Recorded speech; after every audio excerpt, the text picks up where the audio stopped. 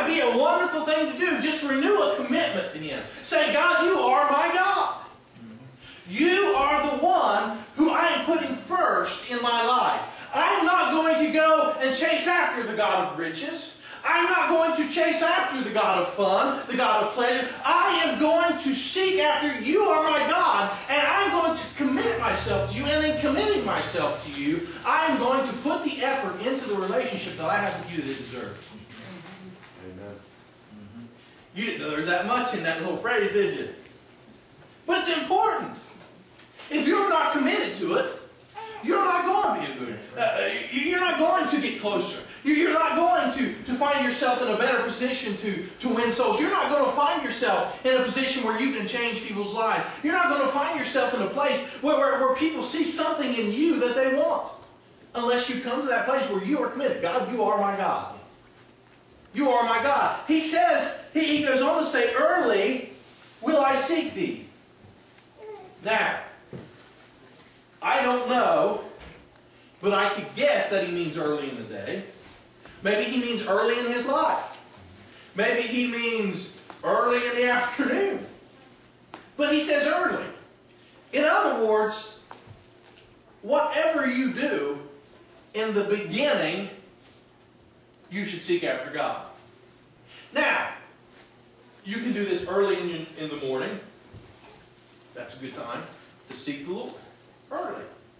Before you get other things going on, before you find yourself... You know, one of the problems that we have is, and I'm sure no one else is, but anybody heard of procrastination?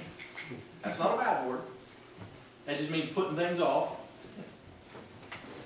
I am a procrastinator. I am a procrastinator. Okay? I'm good at it. I can put things off that are absolutely needful for a month. I mean, man, I'm good at it. Okay? Well, in doing that, things begin to build up. Okay? Till I get to the point I've got so many things that I have put on the back burner, there's just no way for me to get what I need to done. Get in a pretty bad shape. Then I get all sick to my stomach and, oh, I got so much to do. Okay? So, I get so committed to everything at that point that I can't do a single thing because I've got so many things that I've got to do. Well, one of the problems we have if we don't seek the Lord early is that things will accumulate.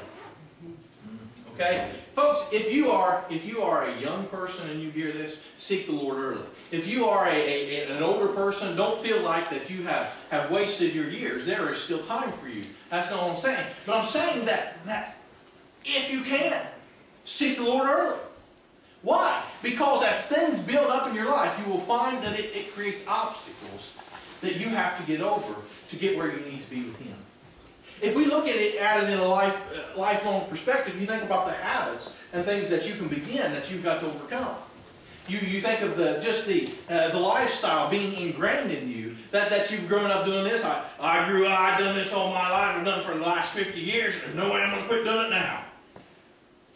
That's a hard place to be. It really is. So many things we've got to overcome. Now let's talk about it on a daily experience. Folks, if we wait and we say, well, I'm going to seek the Lord in the evening. I don't know about you, but my evenings are booked. Amen. If I ain't got anything to do this evening, I'm going to have by the time this evening gets here.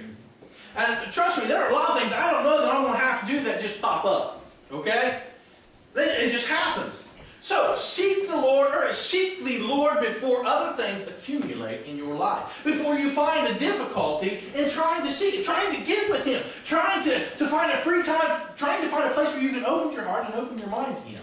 Seek the Lord early. David says that he was going to seek the Lord early. He says, my soul thirsteth for thee, and my flesh longeth for thee in a dry and thirsty land where no water is.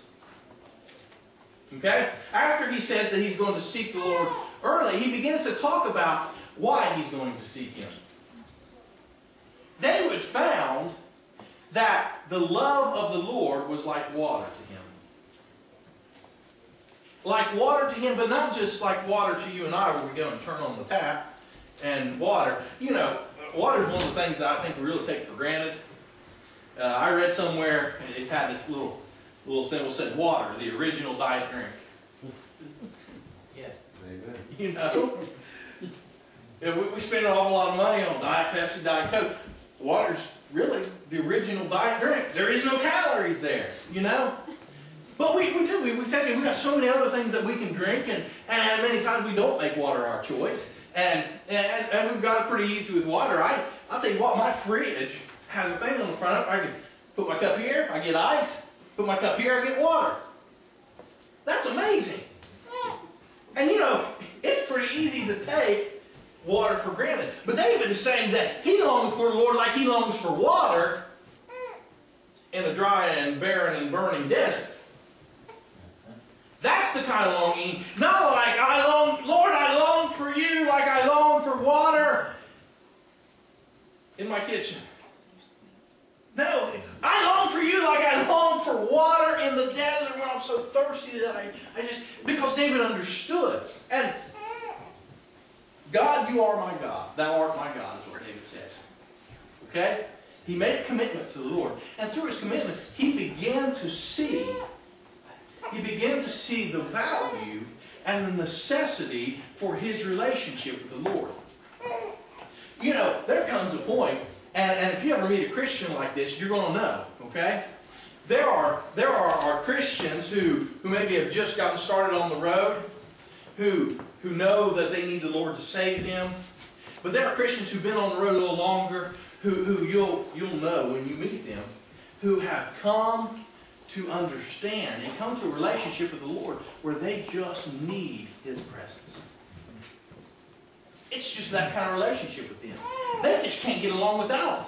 They don't just appreciate the Lord for saving them, but they appreciate just His companionship. Just having Him in their life. They need the companionship that He gives. You'll know when you meet one of these people. One who depends on the Lord in everything they do.